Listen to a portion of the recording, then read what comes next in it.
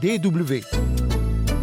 Serge Bozanga, bonjour. Vous êtes le porte-parole de la CPC, la Coalition des Patriotes pour le Changement, un mouvement rebelle dirigé par le président ou par l'ancien président François Bozizé. Votre mouvement, comme beaucoup d'autres, n'a pas été convié au dialogue républicain convoqué par le président Faustin-Archange Touadéra. Quelle est votre réaction ? Le président Touadéra a traîné des pieds pour enfin accepter ce dialogue. Donc par ce dialogue, en fait, qu'est-ce qui le fait courir ? Ce qui fait courir le président Touadéra, c'est que par le biais de ce dialogue, il espère mettre parmi les recommandations donc une motion pour la révision de la Constitution. Cette révision de la Constitution pourra modifier le nombre de mandats présidentiels et il pourra s'éterniser au pouvoir. Voilà la réelle motivation du président Touadéra, 2 ans après avoir fait la promesse de pouvoir donc organiser ce dialogue-là. Et concrètement, quelles sont les exigences de la CPC ? La CPC, comme tous les autres acteurs de la vie politique centrafricaine, était pour une large concertation nationale longtemps réclamée par tous. Donc, ça, c'est la première exigence. La deuxième, c'est la décrispation de la situation politique et sécuritaire en République centrafricaine. On ne peut pas aller au dialogue avec un couteau sous la gorge ou une épée de Damoclès suspendue sur sa tête. Or, tel est ce que le président Touadéra impose aux leaders de l'opposition démocratique qui ont subi des tracasseries judiciaires allant jusqu'à demander la levée de leur immunité parlementaire, ou pour certains, ils ont été déchus de leur poste de député ou de leur mandat de député. La troisième exigence de la CPC est l'inclusivité, donc la participation de tous les fils et filles du pays au processus du dialogue inclusif. D'ailleurs, aujourd'hui, nous constatons que la plupart des organisations politiques nationales font de l'inclusivité une condition importante pour leur participation. Plusieurs communiqués sont sortis depuis ce week-end où nous avons lu que les organisations politiques, la société civile, imposent ou demandent ou exigent l'inclusivité afin que ce dialogue puisse être profitable à tout le peuple centrafricain. La quatrième condition ou quatrième exigence de la CPC est la libération de tous les prisonniers politiques, civils et militaires que le président Touadéra et sa milice les requins ont incarcérés et qui se trouvent soit en Garagba, au Kanderou ou à la Cerde. La cinquième, qui est liée au dialogue, est la garantie de la sécurité des leaders des groupes armés qui prendront part à ces assises. La sixième, c'est de revoir l'exhaustivité des thématiques. Et la septième, c'est la mise en place, la révision, où il faut revoir, ou la mise en place du présidium de ce dialogue sur une base consensuelle et non une imposition par le président Touadéra. Oui, mais pourtant, lors de l'ouverture des travaux de ce dialogue républicain le lundi 21 mars dernier, le président Faustin-Archange Touadéra a déclaré que tous les fils, tous les Centrafricains doivent s'unir pour reconstruire leur pays. Ce dialogue de M. Touadéra ne peut apporter la paix, la sécurité véritable et la réconciliation entre les filles et les fils du pays, ainsi que le développement durable en République centrafricaine.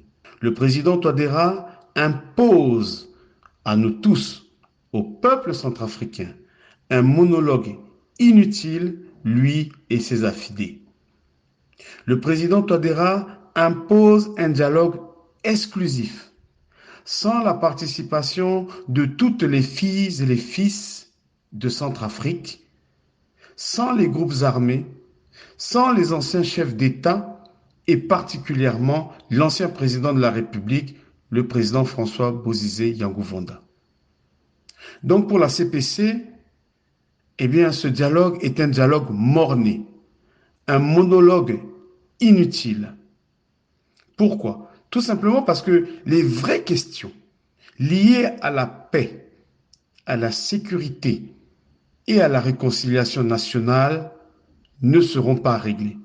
Pas plus que l'échec de l'APPR-RCA dont le président Touadéra est le seul responsable.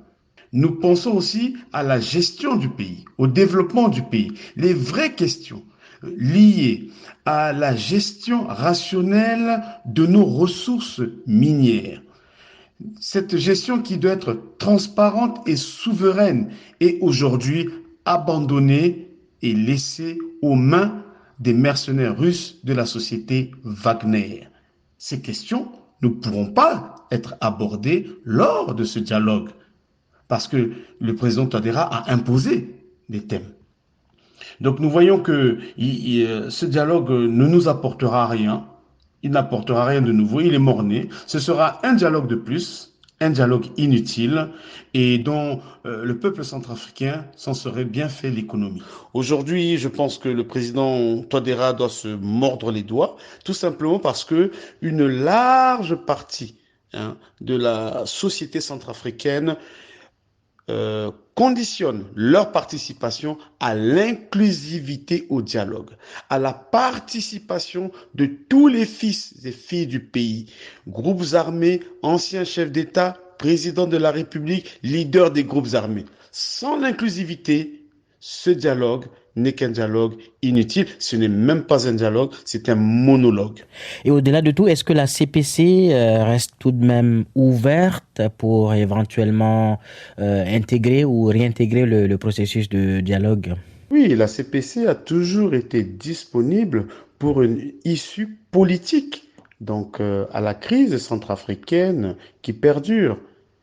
Elle a accepté les négociations qui ont eu lieu avec donc la MINUSCA, avec la CEEAC et la CIRGL, qui sont des organisations sous-régionales. Il y a eu plusieurs négociations à Luanda, donc en Angola. Il y a eu des délégations de la CIRGL, de la CEAC, qui ont pris langue avec la CPC, dont le général François Bozizé est le coordonnateur, pour une issue pacifique. Si aujourd'hui la plupart des leaders des groupes armés se trouvent au Tchad, c'est suite à des négociations avec donc ces organisations régionales pour donner une chance à la paix. Et donc, espoir a été aussi donné à la CPC de participer à ce dialogue, à ce grand forum national. Malheureusement, le président Touadéra ne veut rien entendre de tout cela. Il a fermé la porte au dialogue avec la CPC, tout en sachant que son APPR-RCA est devenu caduc et est complètement à l'eau.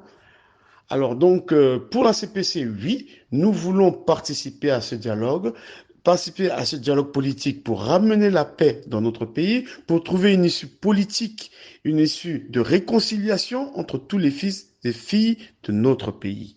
Donc la CPC est disposée. Voilà pourquoi, pour donner cette chance à la paix, elle a accepté les conditions qui lui ont été pratiquement imposées par la sous-région. Serge Bozanga, dernière question. L'ancien président François Bozizé est en exil au Tchad depuis fin 2021. Est-ce que vous confirmez l'information? L'ancien président François Bozizé Yongou Vanda, donc le coordonnateur général de la coalition des patriotes pour le changement, se trouve bien sur le territoire tchadien où il a reçu l'hospitalité, lui ainsi que des groupes de leaders, donc des groupes armés, dont les troupes sont sur le territoire national centrafricain et qui sont en alerte. Donc nos troupes sont toujours motivées et donc nous donnons une chance à la paix, nous donnons une chance au dialogue et nous souhaitons qu'effectivement nous puissions participer donc à ce dialogue-là pour que la paix puisse revenir en Centrafrique. Bien, Serge Bozanga, merci. Je vous remercie. DW